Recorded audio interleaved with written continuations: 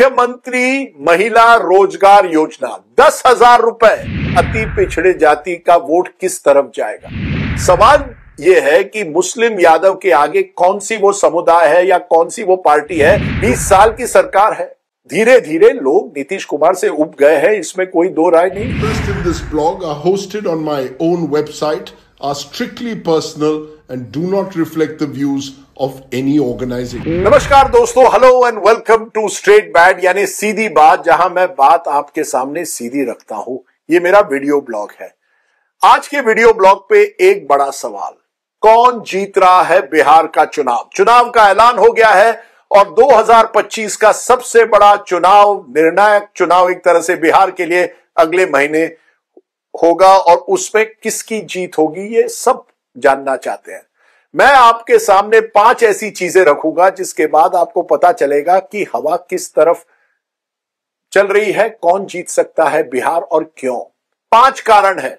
Number 1, direct cash benefit transfer, जो DBT scheme है, जिसके जरिए केंद्र सरकार और राज्य सरकार, नीतीश कुमार की सरकार और मोदी जी की सरकार लगातार पैसों की एक तरह से there is a flood of money जनता के सामने रख रही है। एक के बाद एक स्कीम्स कैश लोगों के पॉकेट में कैसी डालनी है। मेरे एक पत्रकार दोस्त रवीश कुमार ने इसे नीमो बैंक कहा है, नीतीश मोदी बैंक। मैं कहूंगा सीधे सीधे इसे एक तरह से आप कह सकते हैं वोट खरीदी। वोटों को कैसे खरीदा जाए आप देखिए। मुख्यमंत्री महिला रोजगार योजना 10,000 रुपए, 1 करोड़ से ज्यादा महिलाओं को मिलने वाले वन टाइम पेमेंट है। और इसके जरिए आप सोचिए कि क्या इसका कितना असर हो सकता है। हमने देखा है महाराष्ट्र में लाडकी बहन, मध्य प्रदेश में लाडली बहना, उसका कैसा असर हुआ था। यहां आप 10,000 रुपए कह रहे हैं रोजगार के लिए, महिलाओं के रोजगार के लिए वन टाइम पेमेंट कर रहे हैं। ज्यादातर सेल्फ हेल्प ग्रुप, जीविका दीदी जो है, उनके हाथों में रख रहे हैं। 10,000 रुपए एक ऐसे राज्य में जहां लोगों को 6,000 रुपए से ज्यादा per capita per month average income है। उसके बाद प्रधानमंत्री ने ऐलान किया है युवाओं के लिए 5 लाख ग्रेजुएट जो बेरोजगार है उनको 2 साल के लिए 1,000 रुपए हर महीना मिलेगा और स्किल डेवलपमेंट होगा।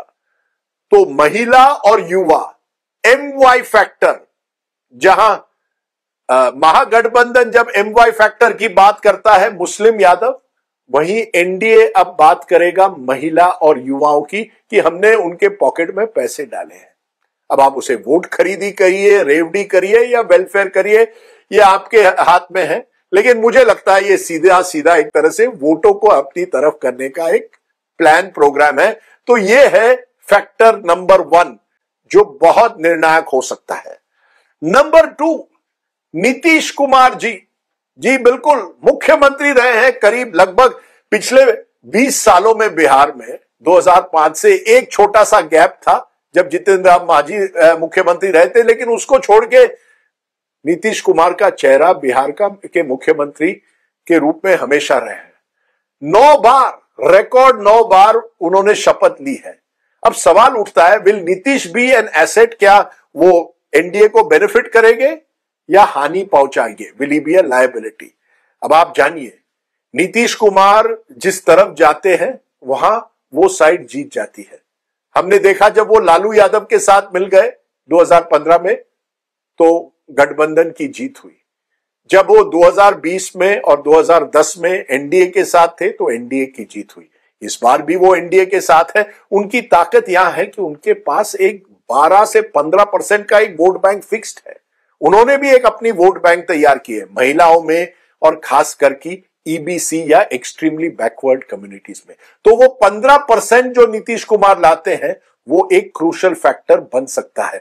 उनकी लोकप्रियता जरूर गिरी है, लोग उन्हें अब सुशासन बाबू नहीं कहते, लेकिन इसके बावजूद उनका वोट बैंक है। क्या वो वोट बैंक बरकरार रहेगा?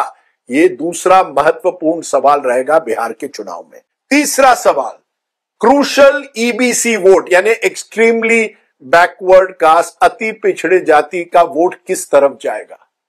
अब आप जानिए, हम हमेशा बिहार की राजनीति में मुस्लिम यादव की बात करते हैं या अपर कास्ट वोट की बात करते हैं, लेकिन जो असली वोट है वो है ईबीसी वोट। लगभग 26% ईबीसी है। अगर आप पासमंदा मुस्लिम जोड़ दें तो 36% बनते हैं, और यही वो वोट बैंक है जो निर्णायक बनता है।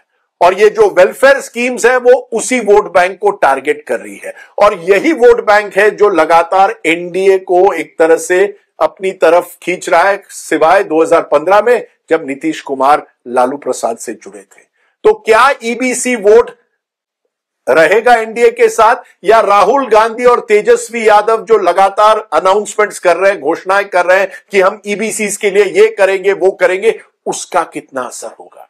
EBC vote in Bihar my friends is crucial.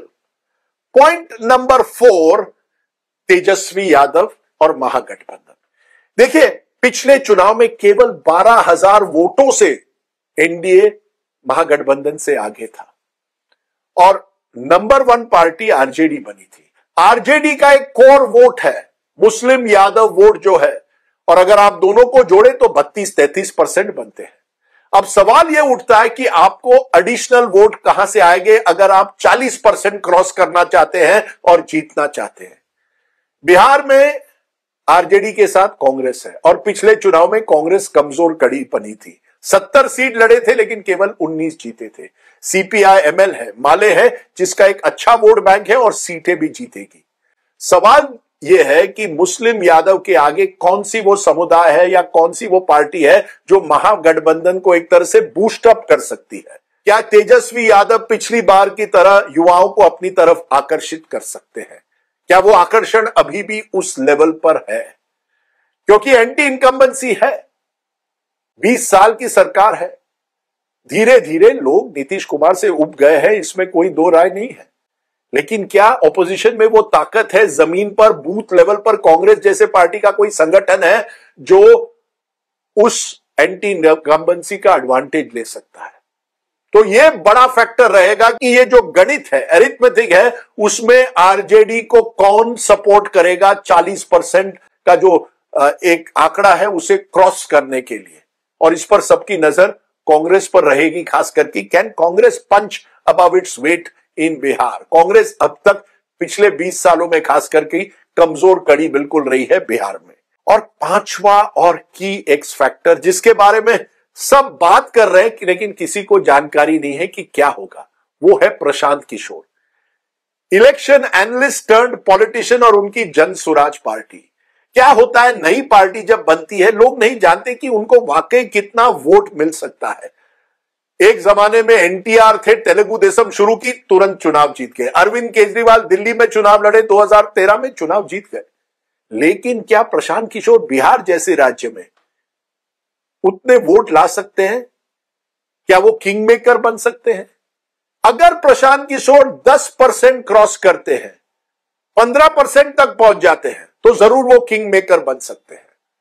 तो प्रशांत किशोर की नैया कहां जाएगी? क्या वो डूबेगी या वो बिल्कुल आगे जाएगी? ये बहुत बड़ा सवाल है। और वो अगर आगे जाती है तो किसका वोट लेगी?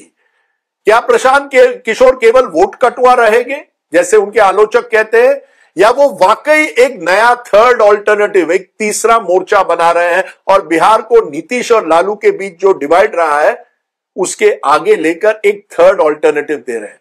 अगर वो ऑल्टरनेटिव रहा तो then definitely Prashant Kishor is an X factor in this Bihar election. तो 5 एक्स फैक्टर्स है, और अब देखना है कि कौन सा एक्स फैक्टर इस बार चलता है। मैं कहूंगा इतना बस कि बिहार की राजनीति में आंकड़े देना बहुत मुश्किल है। 2015 में मोदी वेव थी देश भर में, लेकिन बिहार में वो रुक गई क्योंकि नीतीश और लालू साथ में आ गए। मुझे अभी भी याद है 1995 में जब मैंने पहला बिहार इलेक्शन कवर किया था, सभी ने कहा लालू जी कुछ नहीं कर पाएंगे, लेकिन लालू जी को लगभग 2/3 बहुमत तब मिली थी। और 2020 में जो कांटे की टक्कर हुई, बहुत कम लोग सोच सकते थे कि इतना एक जबरदस्त कंपटीशन होता। एक छठा फैक्टर भी है, चिराग पासवान। 2020 के चुनाव में चिराग पासवान अकेले लड़े थे और इस वजह से एनडीए को धक्का पहुंचा था। इस बार वो एनडीए के साथ है, इसलिए Chirag Paswan will also bring his votes to NDA. उनके भी वोट्स एनडीए के खाते में आएंगे, जो शायद एनडीए को बेनिफिट पहुंचा सकते हैं। एनडीए का अलायंस इस समय जो है महागठबंधन से बड़ा है। मांझी जी हैं, कुशवाहा है, चिराग पासवान, बीजेपी और नीतीश कुमार। दूसरी तरफ Maale, Congress and of course RJD, और छोटी पार्टियां कुछ और भी जुड़ रही हैं उनके साथ। सो लेट अस सी कौन जीतेगा बिहार।